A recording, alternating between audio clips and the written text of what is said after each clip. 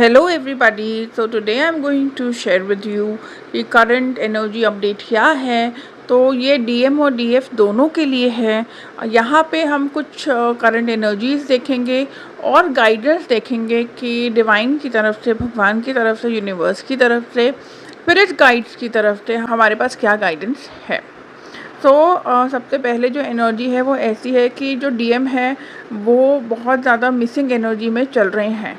ठीक है, तो आपको लग रहा होगा कि अब जो है मैं मैस्कुलिन हूँ और जो फेमिनिन एनर्जी है वो डीएम की ज़्यादा एक्टिव है।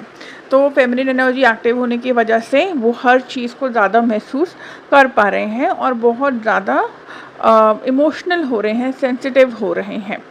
आपके साथ इंटीमेसी, आपके साथ बहुत ज़्यादा क्लोज होने की चाहत उनमें है अभी इस वक्त, और वो आपके साथ बहुत कुछ अच्छा चाहते हैं आगे।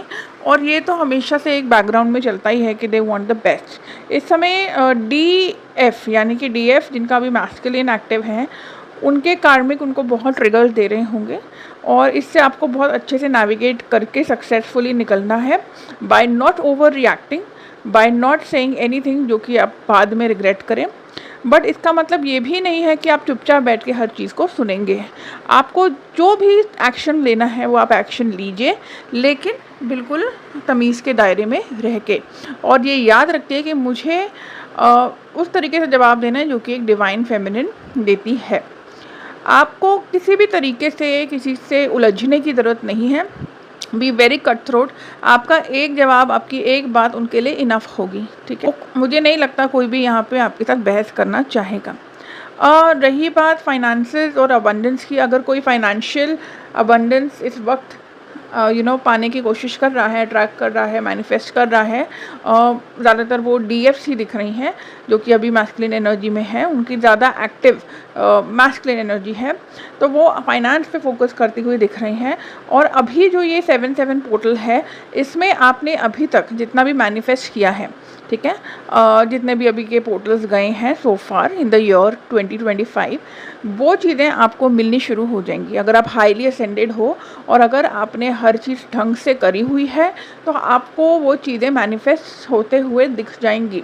बस आपको ये देखना है कि नेगेटिव पैटर्न में आप ना फंसें और अपने ऊपर फोकस करें, सिर्फ अपने ऊपर फोकस करना है इस टाइम।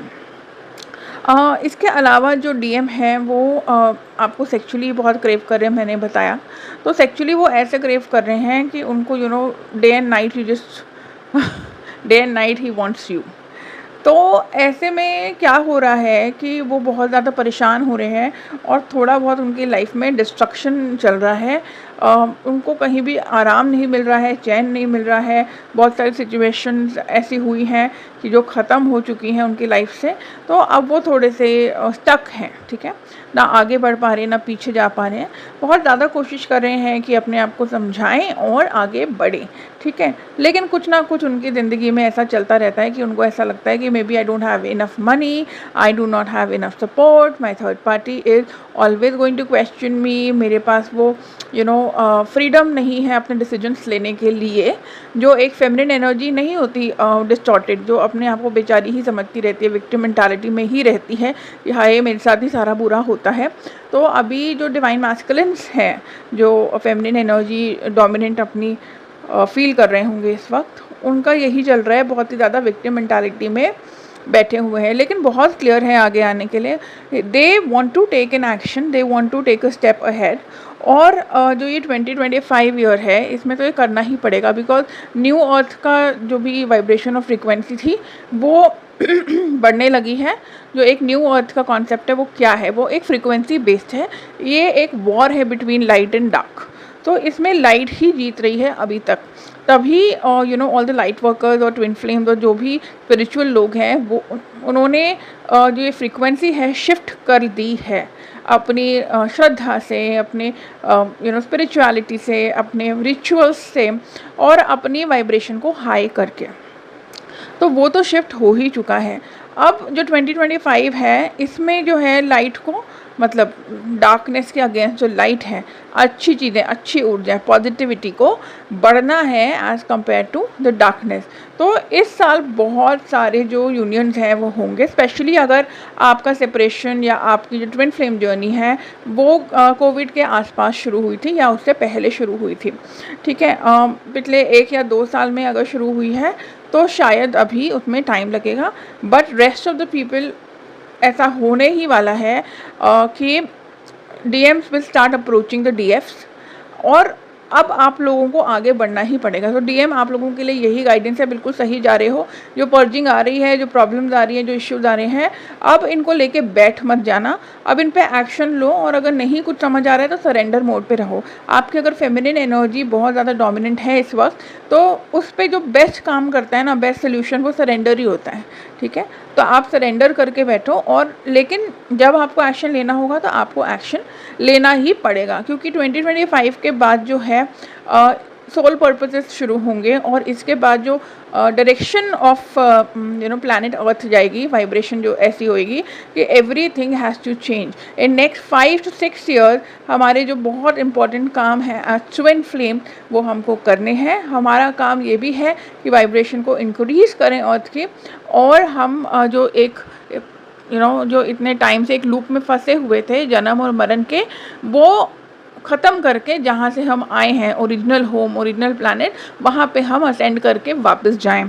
सिर्फ अपने लिए हम ये नहीं करेंगे, हमारे ऊर्जा और हमारी एनर्जी की वजह से काफ़ी लोगों का असेंशन होगा और काफ़ी लोगों को हेल्प मिलेगी आगे बढ़ने के लिए।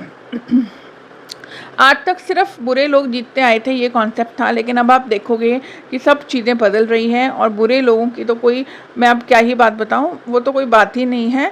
जो ट्रू और ऑनेस्ट और अच्छे लोग हैं, जो अच्छा काम करते हैं, वो अब जीतने लग जाएंगे। तो एज ट्विन फ्लेम्स, DMs आपके लिए बहुत इंपॉर्टेंट है कि इस मिशन में आप हेल्प करें by coming into union, because you are very very powerful, ठीक है, एज अ कपल। तो डू कम इनटू यूनियन, आप कैसे भी करके जो भी हमारा काम है वो पूरा कीजिए और फटाफट से यूनियन में आइए।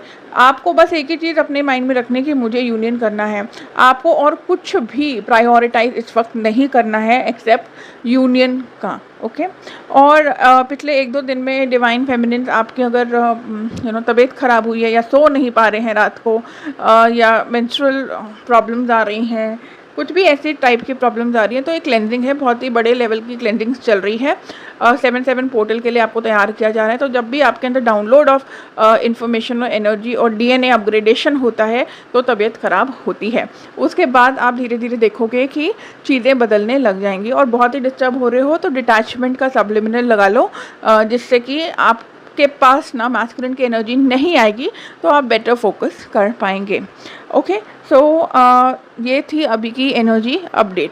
हाँ, कुछ लोगों को ये लगता है, एक जनरल क्वेश्चन ट्विन फ्लेम्स का होता है, और मुझसे भी पूछा था किसी ने, और कुछ बाकी लोग भी जो गाइड करते हैं, जो स्पिरिचुअल टीचर्स हैं, उन्होंने भी इस पे टाइम टू टाइम चीज़ें बोली है कि क्या ट्विन फ्लेम्स का जो सेक्स होता है, इंटीमेसी होती है, फिजिकल इंटीमेसी, क्या वो इंटेंस होता है?